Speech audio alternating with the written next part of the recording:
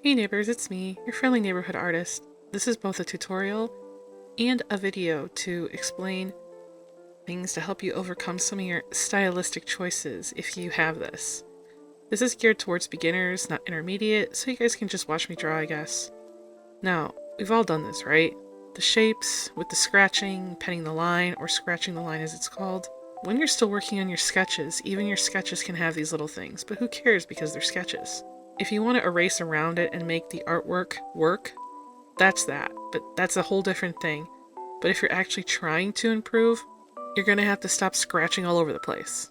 It has negative side effects that are physical while also looking terrible, so it's not really helping you. Here are some of the problems that you get by scratching. Repetitive motion strain. Continuously making small strokes is a repetitive wrist motion which can strain your wrist. That's why you're told to use your whole arm instead of just like making little tiny strokes. 2. The death grip. Petting the line often involves gripping the pencil like it's never going to be pried from your cold dead hands, and pressing hard, which strains the muscles and the tendons in the wrist and hand. Limited range of motion. The motion used to pet the line is restricted to a tiny back and forth motion, rather than using the whole arm. This can aggravate your joints. I used to get this all the time, but it would be only like when I was drawing a lot for like 2 or 3 hours. My wrist would hurt a lot. Also, you need to make sure that you take a break every once in a while. A long drawing session can really hurt your wrist, elbow, and arm. Awkward angles. Petting the line usually involves pivoting the wrist at angles that are not natural for a human to be doing, and it puts stress on the joints over time, especially if the wrist is bent. Like, think of your wrist as a hook. If you're drawing like that, like trying to get an angle, like it's just not avoid it at all costs. It's not doing you any favors. No support. When petting the line, the wrists often are unsupported in the air, like you're kind of like hovering when you're doing it, rather than resting your hand or your arm. Like I often get that when I'm really focused on some inking and I'm leaned in, I'll put pressure on the edge of my desk with my hands and my wrists, and sometimes I can feel an ache roll up.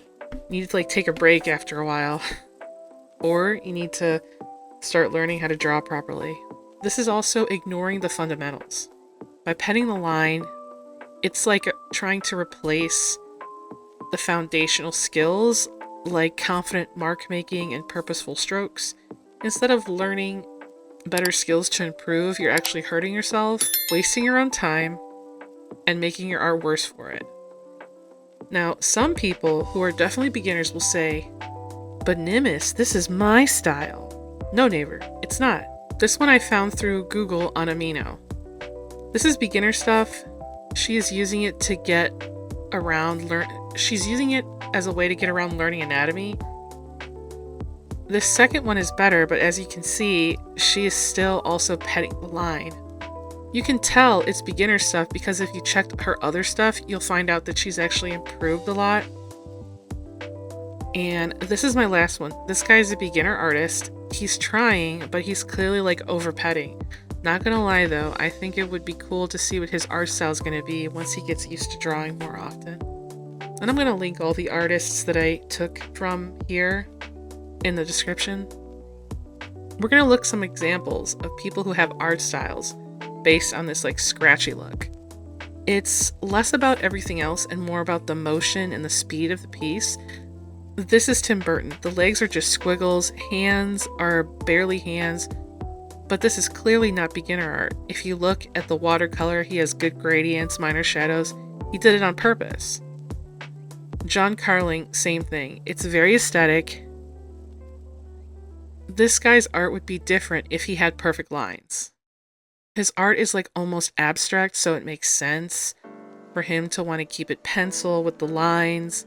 But you can see that he has a clear understanding of how to draw things properly based on using cross-hatching and complicated designs. The last one, I couldn't find the name of the artist, but their Amino is still linked below. You can see that even though she's petting the line, it's for meaningful strokes like for the hair or parts where you need more detail or heavy shading like the eyes, the jaw, like the neck area. If you want to make more confident mark making, you need to do gesture drawing. You need to like pre-draw before you start drawing, like do warm-ups. make lines, make circles, like do the motions before you start. And another piece of advice is like hovering your hand above the paper and then making the mark. And I'll just show like some quick examples of what I mean. You guys are used to like doing this. Instead, do this.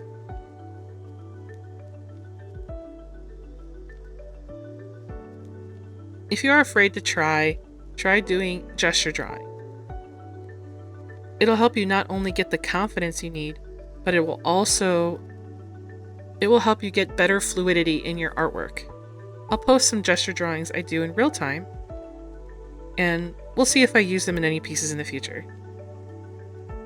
Anyway, I hope this video was helpful. As you can see, a lot of people watch my... not a lot of people, but as you can see, I have a little graph here of people who come to my channel and watch, which is like 90%, but only 9% are people who are following me. Please subscribe to my channel. I put out videos every Wednesday or Thursday, and sometimes during the later parts of the week. So that's my advice and explanation. Have a good day, neighbors.